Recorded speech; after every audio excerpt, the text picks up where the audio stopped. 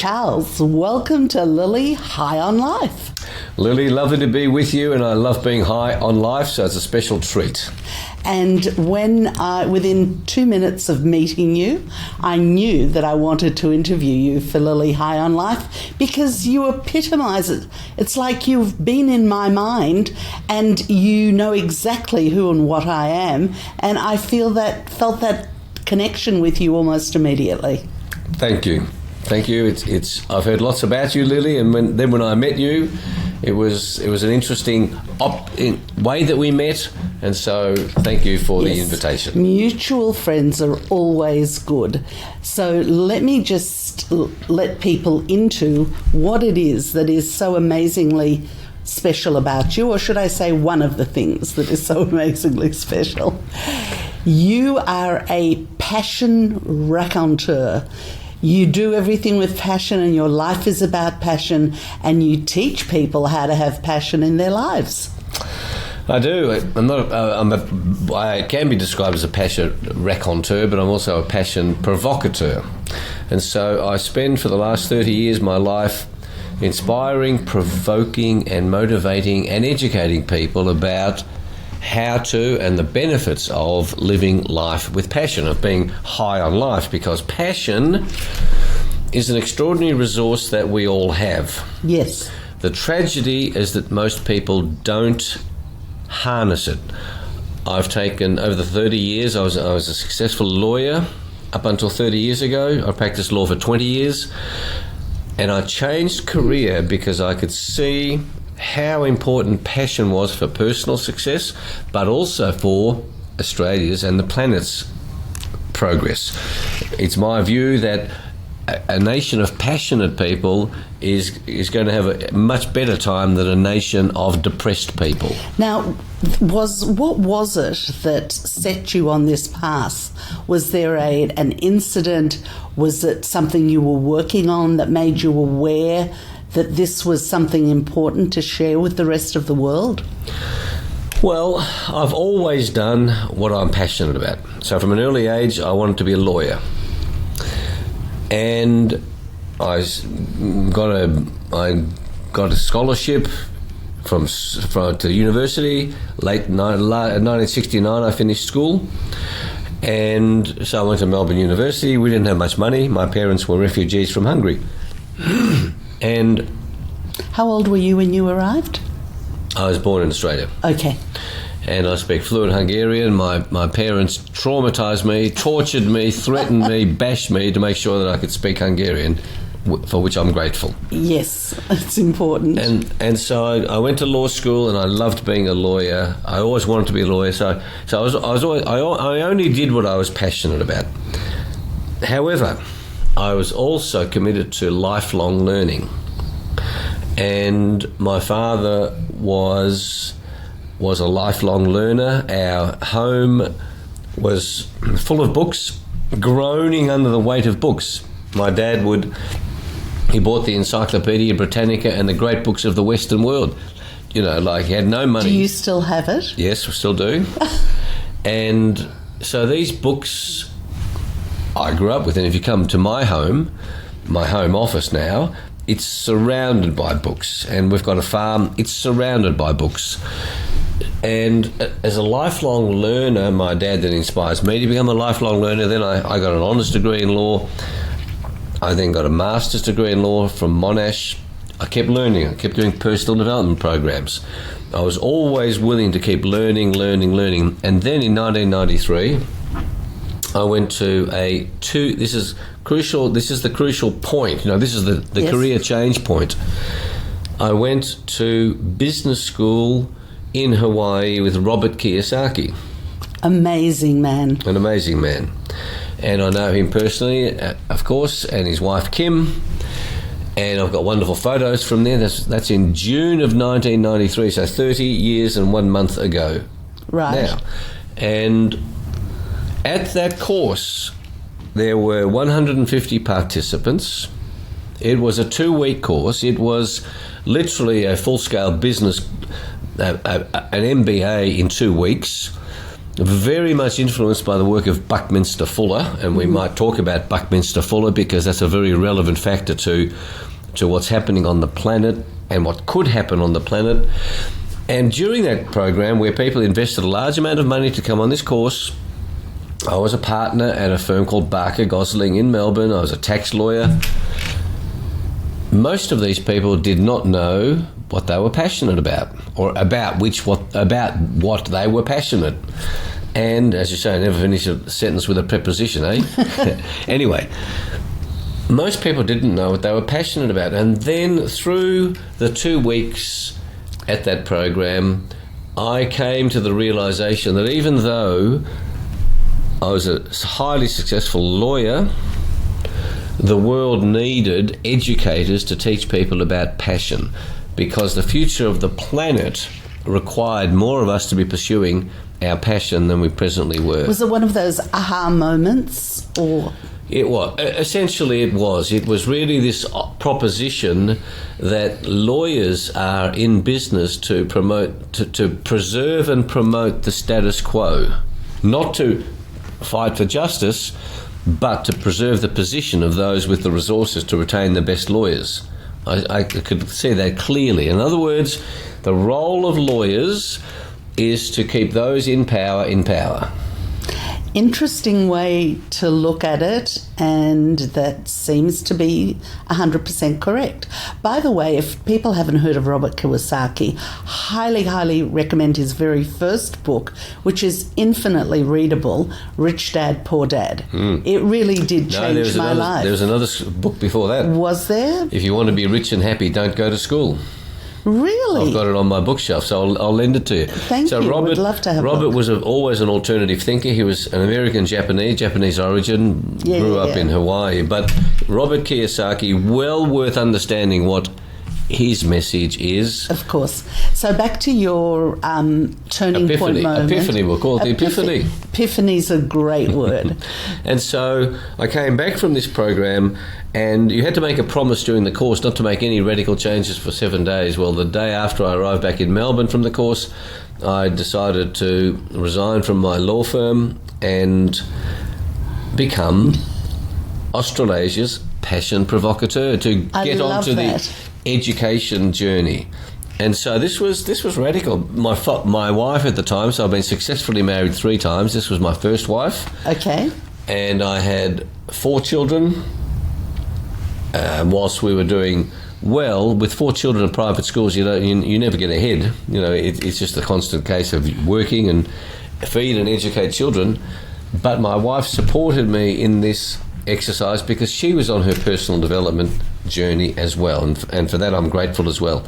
And when I look back, my life could have been easier had I not left the law. No, if I had just kept being a lawyer.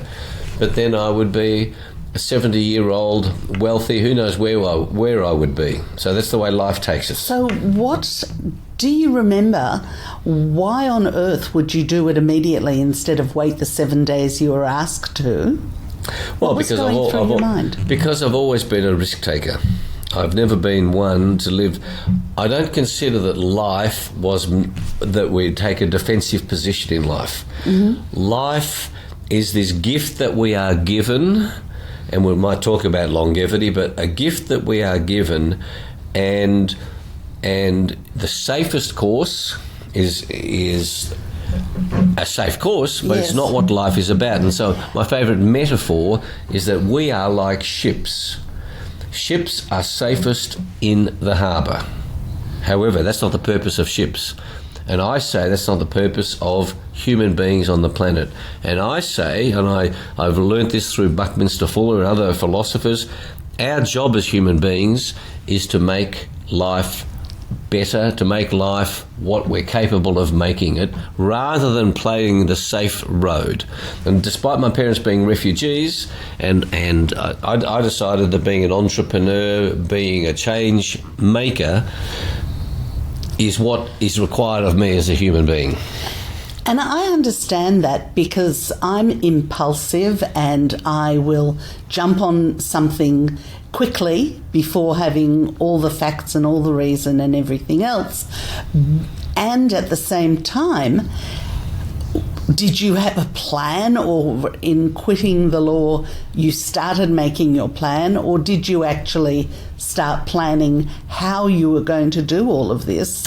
No, I had a plan because my wife at the time and one of our friends, a lady, the three of us, I was on the phone quite often from Hawaii going on this personal development journey, and then exploring this whole question, well, law is great, but there's a bigger game to play. Education is a bigger game than law. And there were many good lawyers, although after I left is when I realised how much I was appreciated by my clients, but there are many good lawyers, but there are not many great educators. And I decided that education around passion about, and there's a reason why passion is so important, because it's a clue to what we're meant to be doing. So passion is like a street sign to the suburb of your purpose. You are meant to be following these guides. And then if your passion changes, that's okay, because it takes you down another street. And you are, because passion comes from your soul, you're pursuing your soul's journey to do what you're meant to be doing, the reason why you're on the planet. Now, while I was at business school for 2 weeks, I was having these conversations, and my wife and our mutual friend was helping me to get really clear, hey, what really matters, what's really important. And I could have taken the safe road. To give you an idea, I was earning a lot of money, in today's terms close to $2 million a year. So this is 30 years ago. Yep. And I didn't, so I was successful in this game. I loved doing what I did. I had no distress about being a lawyer. I loved it. But I saw that this was the next step up. And when I came back, it meant I was going to get into the education business. And I knew in my mind, I have this ability to say, okay, well then how will this run out? And I had some resources. I didn't have to earn income immediately. I was able to, to stage it in a particular way, but also to start developing. And then we rolled it out, and I've now run programs for 35 of Australia's 350 largest organisations. I've spoken in 8 countries in the world. I've been a national president of the National Speakers Association, and all very impressive. And so, was that your jumping off point? Is the way to share was to educate, and so you started creating? I decided to become a professional speaker. Right. So become an educator, but by being a Tony Robbins style speaker. Right. So what that meant was, having gone to many personal development programs and seen great speakers, Dennis Waitley, Jim Rohn, Tony Robbins, and seeing the impact. So in the 60s and the 70s, these speakers weren't around much. There was in the 80s and the 90s, and then people laugh at these people. Well, Tony Robbins is one of the masters of understanding human behaviour, and I've coached, so this has morphed as well as I knew it would, to speaking to thousands of people, to running team building programs for all sorts of different teams, including sporting teams, and then one-on-one coaching. And the interesting thing with human behaviour is, if there was a magic trick for success, we would all be doing it, and it doesn't exist. And it's this amazing complex mixture, Lily, of what makes you, that you then ask the question, well, what do I have to do? And anyone listening to this says, what do I have to do in the next step? Well, my ability is to then ask crucial questions, and partly that's the benefit of being a lawyer. So I could mesh the challenges of human behaviour, the spiritual elements of being human, with the business elements of being a tax lawyer, a business lawyer. So I could bring those two elements together. So people didn't necessarily have to change what they were doing, but they needed to bring a passion to... They needed to bring their passion, or to understand what was killing their passion. And one of the interesting experiences, or the observations that I've made over the journey, was I know very few people who start a job that they're not passionate about. or enthusiastic about or excited about. I'm starting a new job.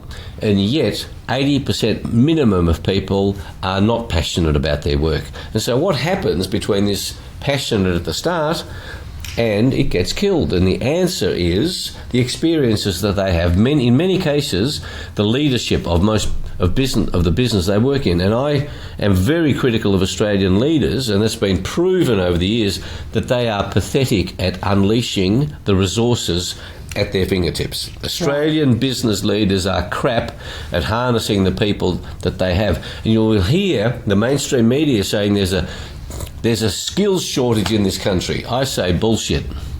Human beings are amazingly capable. The job of a leader it's like a football coach saying, well, we're not winning because the players aren't good enough. Well, hello, the job of the coach is to unleash these amazing talents.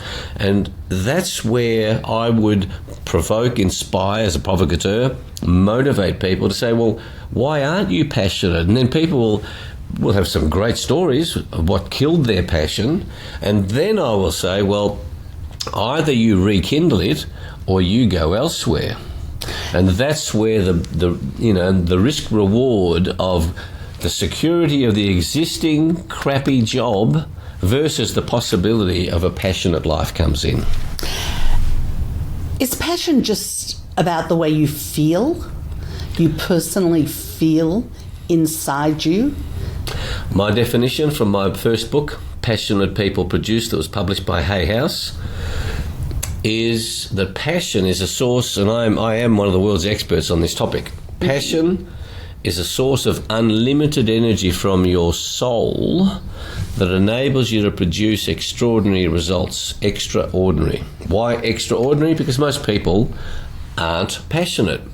Ordinary people aren't passionate. Extraordinary. So an unlimited source of energy. Now, look at what enables you to do anything, Lily. It's your energy. Energy leads to productivity. And so if I've got massive amounts of energy, unlimited energy, I'm going to perform better than someone who's got less energy. Is that a fair comment? It is a very fair comment. And so the question is, what do you have unlimited energy for? So there are clues. Because when you're passionate, you just keep going. You're like an Energizer bunny. Yep. You're like one of these blow-up dolls that you see that are weighted at the bottom. When you punch them over, they bounce back. Every time, relentless bounce back. So let me ask you, I say, and I've said often, especially on Lily High on Life, that every person is extraordinary, which is why I sit down with people and their past, their way of thinking, not just their experiences, but also their views on relationships, their views on jobs and everything. All of those things are unique to everybody, and it's one of the things that make people extraordinary or extraordinary, and it's showing them that they really are. So there seems to be a gap that I'm hoping you can bridge for me between what you're saying, which I understand comes with that energy of people realizing what it really is that gives you a passion, and people realizing by listening to other people's stories, well, maybe they've got their own story. Maybe they really are not just ordinary, but they can recognize their strengths within their own lives. And then what's the bridge between that realization as an ordinary person to extraordinary, and then that extra zoomph of energy that then creates the level of passion that goes higher and is able to share it with others? One answer: a strong identity. So the strong self-identity. And the fact is that most people don't think highly of themselves. So you say they're extraordinary. I prefer a different word. I say you, Lily, are a weirdo. I'll take that. I say I'm a weirdo. When I run team building programs, I prove to everybody that each one of them is a weirdo. And it's a safer word. It's some people say it's a derogatory word. No, it's not, because there's nobody on the planet like Lily or like Charles. And so when we... And the smiles that I get from people when they get that, yes, I know I'm a weirdo. And the world is constantly trying to make us conform. Now, what stops us demonstrating our weirdness? And the answer is what we believe about ourselves. That's what our self-identity is. And in my experience, and this is the case with many business leaders, many people don't think very highly of themselves at all. And so the question is, well, why don't they think highly of themselves? Why don't they think they're capable of amazing things? And the answer is because of how they were raised. So let me unpack that for a moment, because you were raised by your parents in a particular way. I was raised by my parents in a different way. And I'm the only entrepreneur amongst my 5 brothers and sisters. The other 5, they've all had stable, standard jobs. I'm the only one who is the risk taker. Why is that? So when we're born, in fact, when we're in utero, we hear what our parents are saying. We are absorbing information. And let me say this, the reason why we are weirdos is because every person has a unique set of experiences. Not one person has an identical set of experiences to another. Correct. And then those experiences come into our brains, go into our subconscious mind, and then that creates our self-identity. And for most people, their lives have not been, hey, you're capable of amazing things, but you are hopeless and, you're never going to amount to anything. And so people take these beliefs on, and that's what personal development is about. People say, well, this is what I'm like. No, this is how you've been moulded. And that's the work that I do. Taking that a step further, it's not even people not believing in their self-worth, because there are a lot of successful people that don't believe in their self-worth, but they know how to fake it till you make it. Mm-hmm.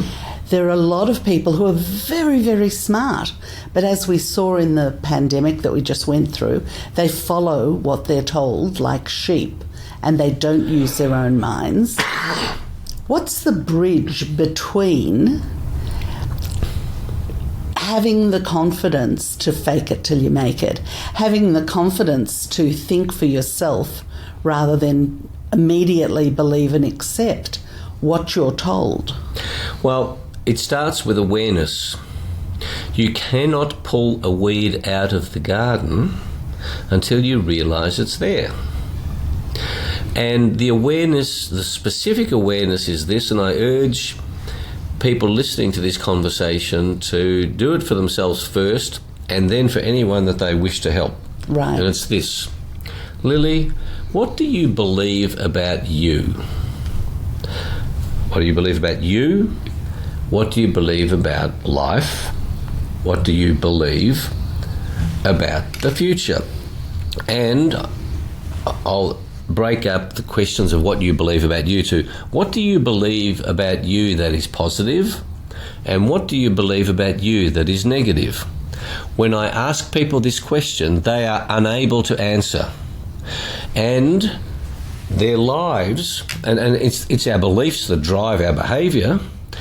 Most people absolutely have very little consciousness around what they believe about themselves. So what I do is to then help them identify what they actually do believe, because you can't get rid of a belief until you know that it's there. You can't get rid of the weed until you've identified it as a weed. Yeah. And so, I want you to think about it. Don't answer because you're the interviewer, but understand. But you start to go, gosh, what do I believe about myself? What do I genuinely believe? And no BS. This is real beliefs, because when you realise consciously what the belief is, you go, gosh, why do I believe that? And then there'll be a whole bunch of reasons why you do, let alone the question of whether there's reincarnation or not. So just to step to one side of that, but follow that through, why is it so important for so many people to what other people think about them? Because I'll unpack that in a slightly different way. Think about getting embarrassed. If I said to you, come and stand up in a crowded restaurant and sing a song, most people would say, no, I'm too embarrassed. And I say, well, what does it mean to be embarrassed? It's quite a difficult question. What does it mean to be embarrassed? I'm embarrassed.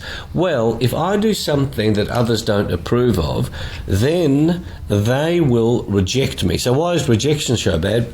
Because from when we are born, what does rejection mean, Lily? From when you were born, if your mother rejected you, what would that lead to? Death. Full stop. Death. If our parents reject us... Feeling the opposite of passion, really. Absolutely. So we all seek love and approval. And not all, but when I talk about human behaviour, this is always a generality because each one of us is a weirdo, so we can only speak in generalities. And so this fear of rejection, that's why we stop being ourselves, because then we'll be rejected, and subconsciously, this is not conscious, you're not thinking this at this level, but a subconscious level, you don't want to be rejected because you've made that link from an early age that rejection equals death. Really interesting, especially so because as I get older, I care less and less about what other people really think about me, and in the changes that occur as you get older, you start to realise that what you think is way more important than what anybody else thinks. And there's a wonderful saying that says you would stop worrying about what other people think if you realised how little time they spend thinking about you. Yes, absolutely. I could go along this philosophical journey for hours and hours and hours with you, but let's just move to your own experiences and upbringing. So were you seem to have been really driven from a very young age, because you were always involved in sports, for example, as well, and you always seem to have been challenging yourself, which sport is. Talk a little bit about what you were thinking when you were younger before you came across all this self-development stuff. Yeah, when I was 10, I joined the Camberwell Swimming Club. So I was the second of 6 children. My older brother was 13, and the youngest of the family was 2. So from 13 to 2, 6 children. And I was always willing to do some interesting things, never having to do stuff with the family. You know, I was willing to try new things. I went to Camberwell Swimming Club where my older brother was, and then I also, because we were very poor, I wanted some money, and at the age of 10, like this is child labour, I started delivering newspapers.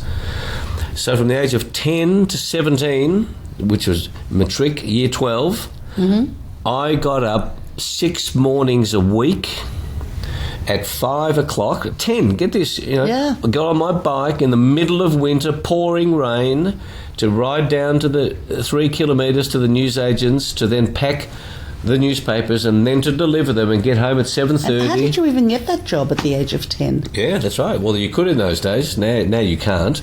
And so from the age of 10 to 7, so 7 years I'm out there earning money because so my parents... did your father say to you, go get a job if you want something? That's right, correct. My parents didn't have money. Yeah. My dad was working 3 jobs at the time. You saw your dad working and you emulated as best you could. Yes, if I wanted money, I needed to generate it myself, and so I delivered newspapers, and then I became, at the age of 12, a commission debt collector for the newsagent. So that meant on every Saturday morning, every Saturday morning for 3 hours, and I got paid commission depending on how much I collected. I went to his customers to get their monthly payments for the newspapers. And I would carry a big bag of money and on my bike, 12, no security, just going door to door to the customers. So why was I motivated to do that? Because I wanted to live life on my terms, not to have it dictated by the financial ability of my parents. Yes. And then that led all the way through to, I always wanted to be a lawyer, and then, get this, through delivering newspapers, I meet, while collecting his debt, a solicitor in East Camberwell. We're talking about the suburbs of Melbourne, East Camberwell, and it's this solicitor for whom I start working while I'm at law school, and then when I did articles with him in 1974. And I met this guy. I had no connections in the law, but I always wanted to be a lawyer. I met this guy while collecting the money's due to the newsagent. And that's the way synchronicity works. So when we follow our passion, when we're doing what we want to do, God acts in mysterious ways, and we are introduced to and led down particular paths, and we have to be open to them, Lily, don't we? I absolutely believe that. So what was your relationship like with your brothers when you were that age? Were they motivated seeing you to go out and get jobs as well, or was it just different? Do you remember how you felt about your siblings? We got along well because I had terrific parents, even though they weren't home. You see, I can remember my mother making my breakfast for me once in my life. That's my memory. Yeah. Because I had to make it myself, because my mum was out there working. She was running a canteen for a workplace at Tom Piper in Williamstown Road, Williamstown. Wow. She would leave home at 6 a.m. in the morning from when I was 10 years of age. She'd be gone. Well, I'd get leave before she did. But she'd leave at 6 in the morning, get home 6 at night. 6 kids. This was an amazing lifestyle. My dad had 3 jobs. Yep. And we all became able to look after ourselves pretty well. Each other. And we'd help each other, but we'd also fight, as good siblings do. So, but I could... this being the older brother, I think that's a big challenge for every firstborn child. It's a different dynamic to the second and third born, and indeed there are many books written now on birth order and its impact on your behaviour. Yes. And your mother was obviously a very smart and sensible woman, because she made your birthday special by creating your favourite dessert that you didn't have to share. I think it's also in Jewish culture, it's called floating clouds. What is that? It's egg white that's fluffed up, and then it's milk. It's a milk style dish. Many Jewish people that I know it, but it's my favourite of all time. And all you could get was a little bowl when the whole family, 2 parents and 6 kids. Yes. But on my birthday, I had the whole bowl made for myself, and I could just keep it for myself. So they were obviously aware that you needed special taking care of.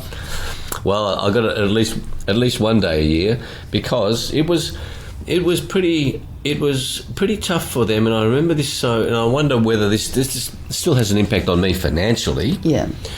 Of waking up, 2:00 in the morning, and my mum and dad are at the kitchen table. Mum's crying, how we're going to pay these bills, unable to pay them. And I'm sure many people listening to this would remember what it was like for refugee families. Or are feeling that way today with all the... Yeah, that's a good point. That's a good point.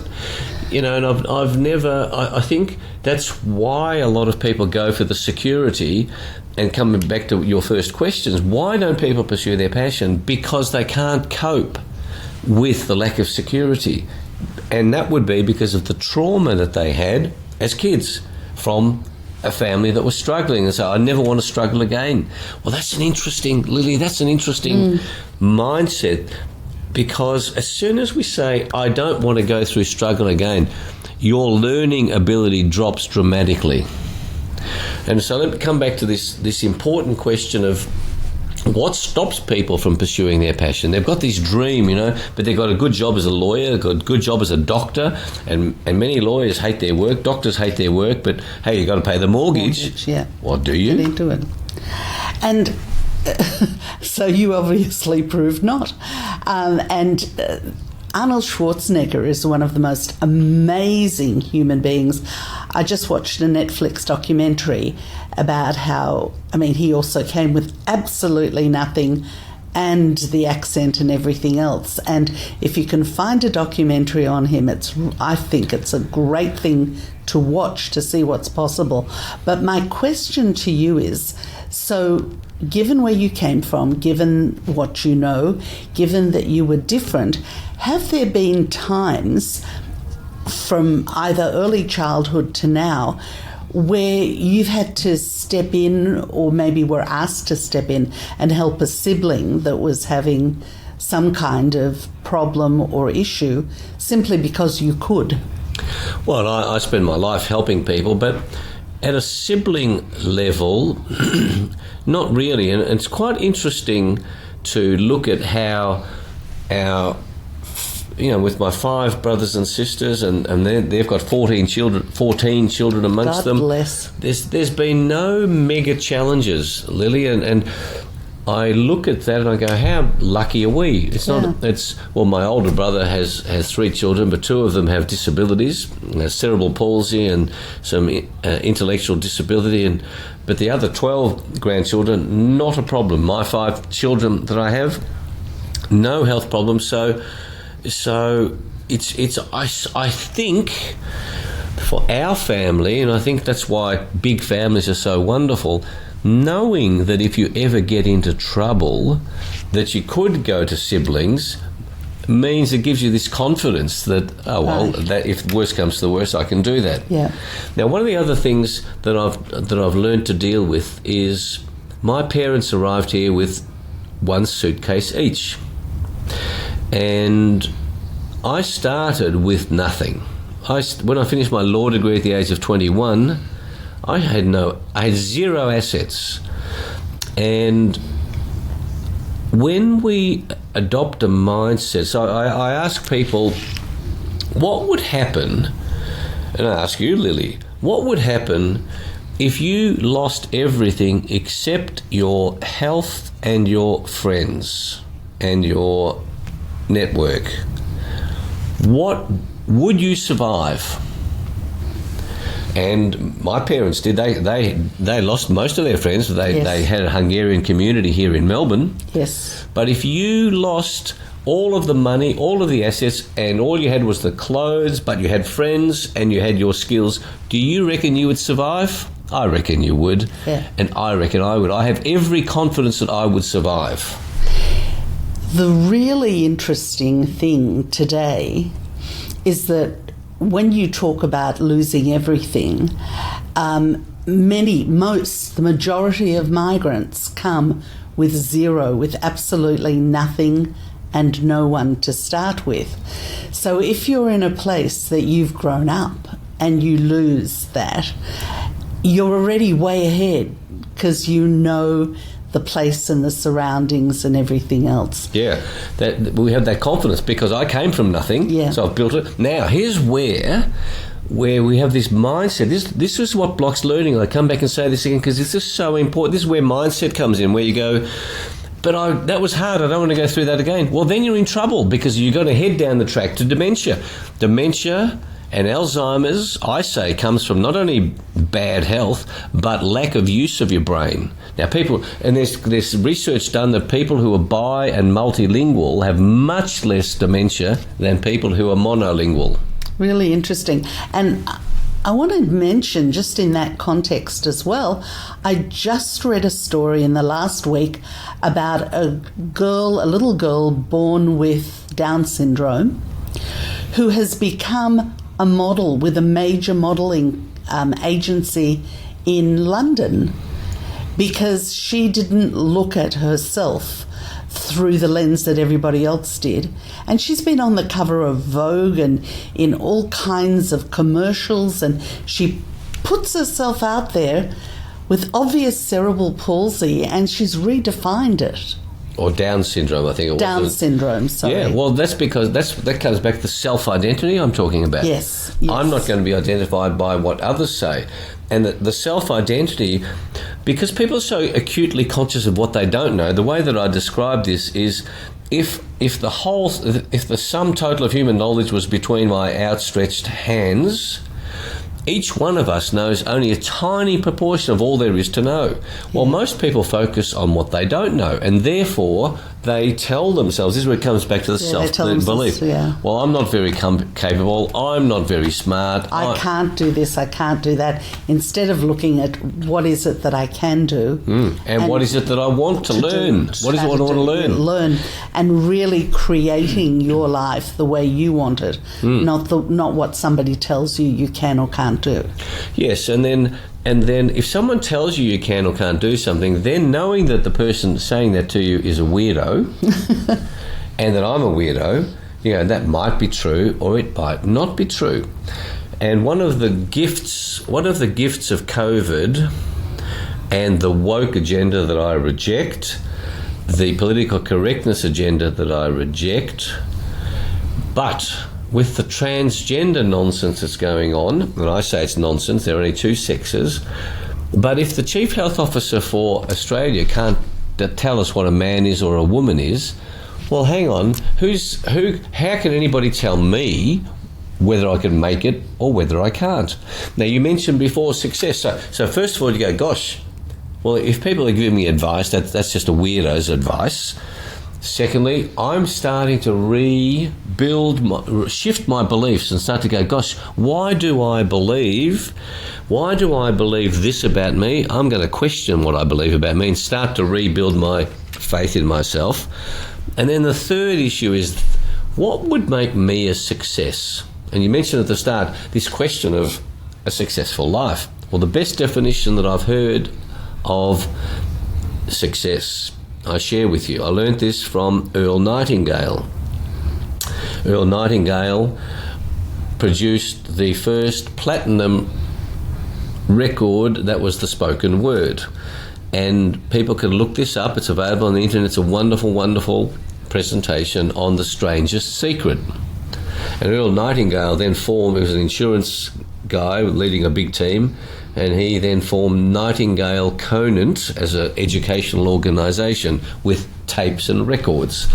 And the definition of success was this: success is the progressive realisation of a worthy ideal. Okay. Not the achievement of it, the progressive realisation of a worthy ideal.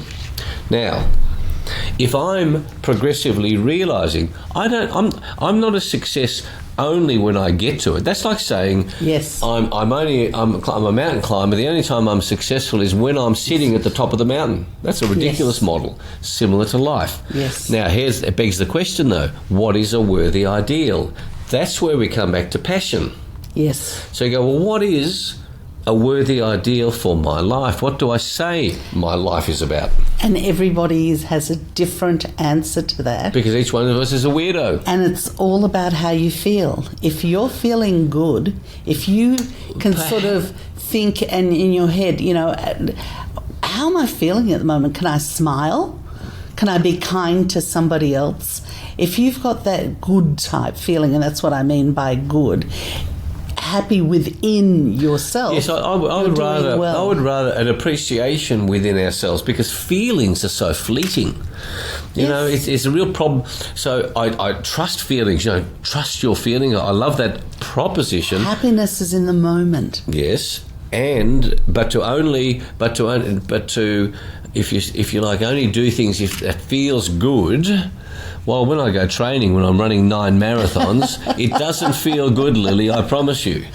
Physically it feels very bad. You've got the memory of what it feels like when you're done. Well, number one. But number two, I've also got the feeling, that's true, of why I want to be fit and healthy. Yeah. And so the progressive realisation of a worthy ideal means that when you wake up, you might not be feeling well, but at a deep soul level, at a shallow level of feelings, and I'm not feeling well, but a deep soul level, I feel on track, on purpose. I have created meaning for my life. And it comes back to Viktor Frankl's wonderful book, Yes. Man's Search for Meaning, that if you wake up in the morning and life has meaning, then it really doesn't matter what's happening to you. It really doesn't matter what's happening, because you go, this is interesting. Yes. I have a little problem with the concept of worthiness, because it's for somebody, reaching that mountain will make the top of the mountain will make them worthy. For somebody else, getting through the day is a worthiness. So it's a judgment for yourself, not generally. Now, before I let you go, which I'm going to have to do very soon, I need to take you back very quickly, and it's about 3 minutes worth, and you've had 3 successful marriages. What have you learnt from each one? What was the success and the breakdown in each one? Just quickly and superficially, because relationships between people are important. Indeed, and most people say, I've had 2 failed marriages and then I'm in a successful marriage. No, I've had 3 successful marriages, because success is, this idea that the only successful marriage is a marriage that does not end in divorce is a nonsensical model. That's a model that's imposed on us. So I had 22 years marriage the first time, 11 years marriage the second time. I'm 12 years marriage into the third time, into my third and final marriage. And they were all successful, and they had benefits and drawbacks. I like to go benefits and drawbacks. They had pluses and minuses. 4 children the first marriage, 4 successful children. So look at the result of that. Yeah. Second marriage, 1 child. So my children aged from 42 down to 12, and so that was 12 years. And the learning that I got from that, in terms of another set of relationships, and I had a good time in that with plenty of challenges. And then I walked out on that marriage. And then my third marriage, I was open to it. And this idea that marriage or relationships are the only good relationships are those that have no challenges, I think that's wrong. Because that's how we become amazing, by embracing those challenges. And that comes back to our mindset. Are we willing to embrace the challenges? And I am. And the more energy we have, fueled by passion, the greater our ability to embrace the challenge. So just very quickly, the pain and the not feeling that great in the breakdown, and I'll just use the marriages as an example because it really is. And as a person who lives with passion, how do you cope with those times where things haven't gone as planned and you have felt that pain through the breakdowns? Yeah, well, I haven't been scared of pain, and I got professional help on a few occasions, but I went to many spiritual healers. I went to many personal development programs, and I learned how to deal with the pain, so that most pain is just an illusion anyway. If we don't know how to deal with pain, there are so many experts around. And the question is, why would you skimp on investing in solving your pain or getting an insight? Because you get one insight and the pain, particularly from a breakdown of a relationship, the pain disappears. The other proposition I put to you is this: how do you tenderize meat? You bash the crap out of it. So how do you become tender-hearted? You have to have your heart pummeled. Or how do you become open-hearted? You have to have a broken heart. And so because I saw that, I learned at an early age, and for the trauma that my parents had to go through leaving their homeland, hey, pain and trauma doesn't kill us. And it's the resistance to that pain that is the bigger problem, rather than being with the pain. So I recommend that, and there are wonderful experts to help guide us through it, but not to avoid it, because you can take the drugs to avoid the pain. Bad strategy. And is it what you say to yourself that gets you through it's our reality. So it comes back to beliefs. how we represent it in our minds is going to be will determine how much pain we feel. And so that's why some men who don't know how to reframe, because reframe is a wonderful principle that we haven't got time to go into, but when you reframe an experience, suddenly pain disappears. But men particularly become violent, more men than women, because they can't, because the woman walks out on them, for example. And I'm in fact, tomorrow I'm helping somebody, a woman, who's had this same problem where she left this violent man, and he's giving her hell and threatening the children and all sorts of stuff. And reframing changes that experience. And so one of the best ways to do that is when somebody says no to you and you feel rejected, one of the ways to reframe that is to say, gosh, thank you for saying no, because that means I'm one step closer to a yes. Absolutely. And of course, the tagline for Lily High on Life is change your attitude, change your life. I love it. This has been absolutely delightful. It has gone way too quickly, and I actually look forward to chatting with you again another time. Thank you so much for being on Lily High on Life. Thank you, Lily. Wonderful to be here. Thank you.